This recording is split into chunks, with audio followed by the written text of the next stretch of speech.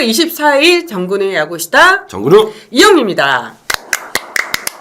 네, 와 2차 드래프트 폭풍이 엄청납니다. 여러 선수들이 아닌 일부 선수한테 집중된 이슈가 나오고 있죠. KBO가 지난 11월 22일 서울서수구 양재동 더케이 호텔에서 2차 드래프트를 개최했습니다.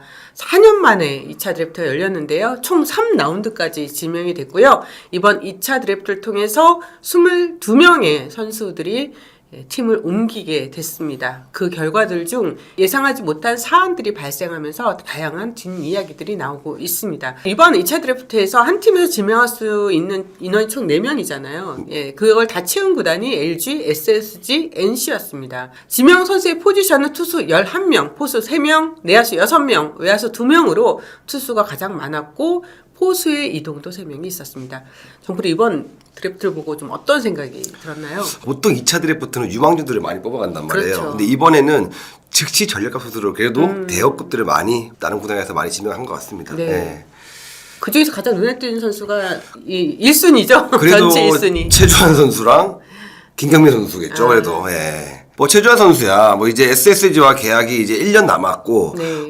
이제 올해 최하위를 기록했던 키움 입장에서는 전력을 채울 수 있는 선수가 필요했었는데 네. 그 선수가 바로 최주환 선수였지 않나라는 생각이 들 정도로 키움에서는 망설임이 없이 지명한 것 같습니다. 네, 최주환 선수 이제 올 시즌에 타율이 2할 3푼 5리, 20홈런 63타점으로 정확성은 좀 다소 부족했지만 내야수로서 평균 이상의 파워를 보여줬다는 평가를 받고 있습니다. 네.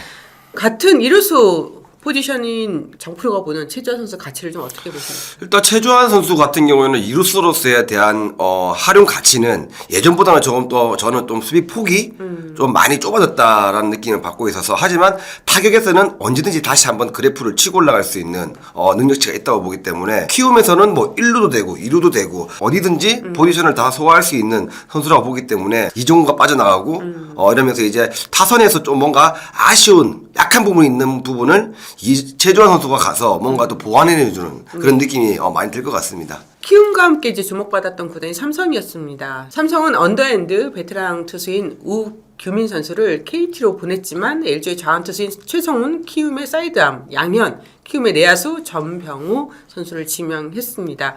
올 시즌 불펜 문제로 삼성이 가장 큰 어려움을 겪었잖아요. 네. FA로 김재윤 선수를 영입한 데 이어서 차 드래프트에서도 3명 가운데 2명을 불펜 자원으로 영입을 했습니다.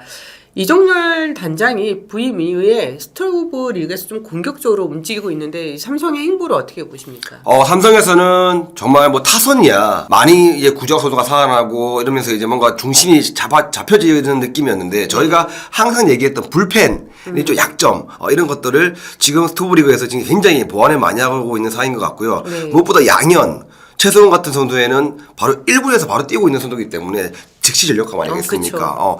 내년 시즌을 준비하는 삼성에서는 마운드 쪽으로 굉장히 많은 보완을 하고 있는 것 같습니다. 네, 2차 드래프트에서 가장 충격적인 소식은 SSG의 프랜차이즈 스타인 김강민 선수의 한화 이적입니다. 한화가 이번 2차 드래프트에서 하위 3팀에게 주어지는 추가 지명 라운드에서 4라운드 전체 22순위로 김강민 선수를 지명했습니다. 22순위라면 제일 마지막에 이름이 불렸다는 거죠. 네, 김강민 선수는 2001년 SK 2차 2라운드 18순위로 SK에 입단 이후에 랜더스까지 총 23시즌을 한 팀에서 뛴 원클럽맨 프랜차이즈 선수입니다. 김강민 선수와 관련돼서 뭐 엄청난 말들이 많았어요. 지금까지도 기사로 많이 보도가 되고 있고요. 네.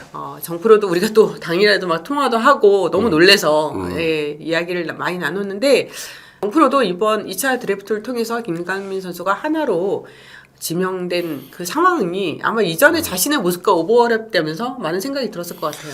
저 때는 40인이었고 올해는 35인이었죠. 그렇죠. 35인 안에 풀렸다는 거는 김강민 선수도 분명히 알았을 겁니다. 네.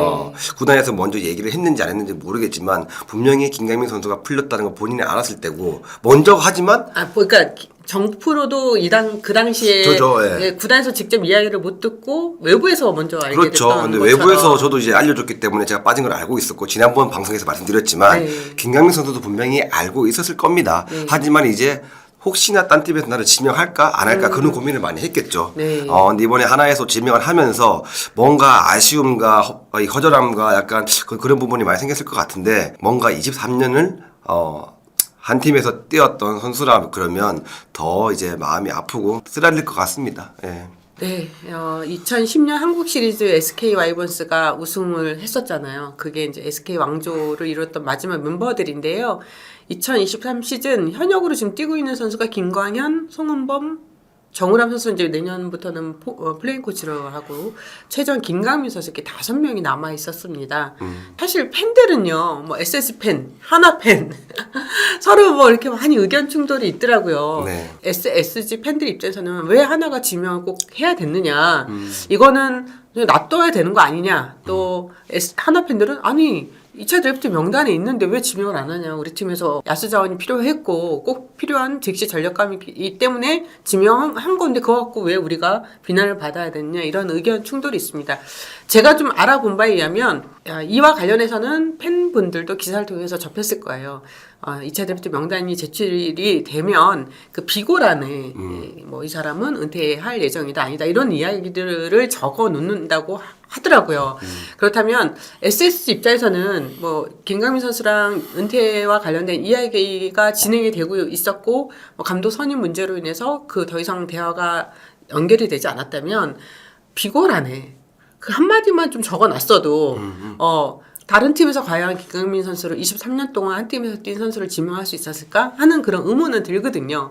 이에 대해서는 좀 어떻게 생각하세요? 이번 김강민 사태를 보면서 뭔가 SSG의 일처리가 조금 더 매끄러웠다 그러면 딴 팀에서 분명히 하나에서 지명을 안 했을 건데 이번에 아까 말씀드렸지만 비고라네. 네.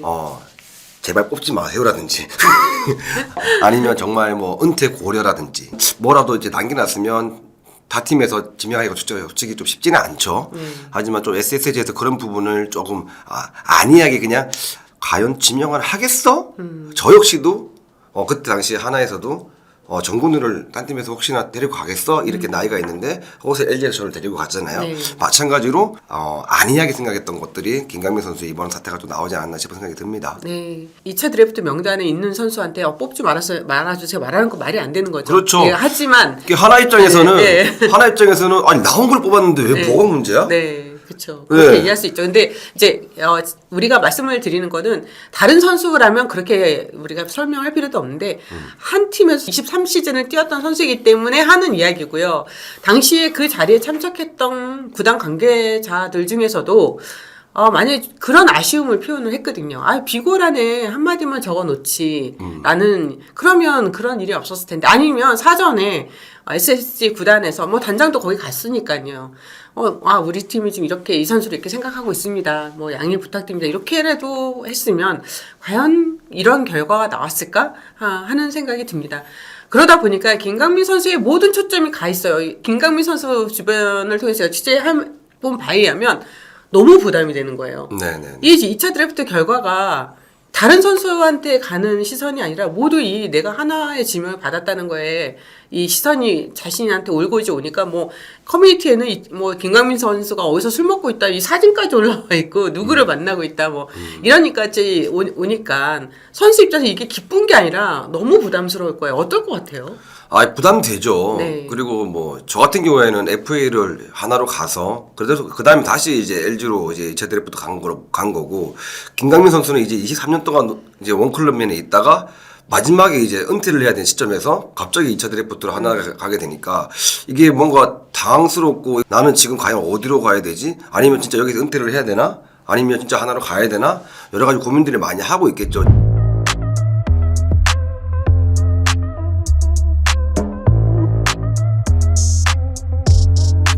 제가 이제 어제 이승용 감독이랑도 좀 통화를 했어요. 이승용 감독은 이제 2차 드래프트 특히 이 김강민 선수 사안과 관련해서 어떤 생각을 갖고 있는지 사전에 미리 알고 있었는지 궁금했는데 사실 이게 이제 맞물렸잖아요. 감독 선임이 되고 2차 드래프트 명단은 뭐 그 전에 먼저 KBO에 제출을 하는 거지만 제출한 이후에 얘기를 들었기 때문에 상황은 알고 있었죠. 예, 이승용 감독도 알고 있었고 말하기 되게 조심스러워했습니다. 구단이 잘못했다고 말할 수도 없는 거고 김강민 선수의 입장에서 이야기를 하기도 참 어려웠을 텐데 이렇게 표현을 했습니다. 말하긴 조심스럽지만 프런트도 프런트만의 생각이 있었을 것이고 심사숙고해서 결정한 사항이라 생각한다라고 얘기했고요.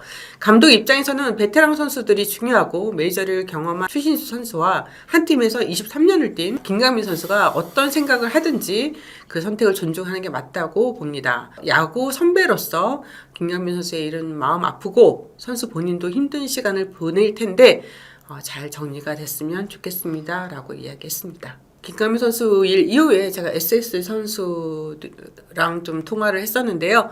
한 선수가 이런 이야기를 했습니다. 오랫동안 팀에서 선수 생활을 해도 성적이 좋지 않으면 보호받지 못할 수 있다는 것을 김강민 선수의 일을 통해서 느꼈다라고 이야기했습니다. 김강민 선수의 일은 단순하게 SSG와 하나와 김강민 선수만의 문제가 아니라 이걸 바라보고 있는 SSG 선수들한테도 큰 영향을 미쳤다는 게 제 생각입니다. 예, 안녕하십니까. LG 트윈스 단장 차명석입니다. 반갑습니다. 아.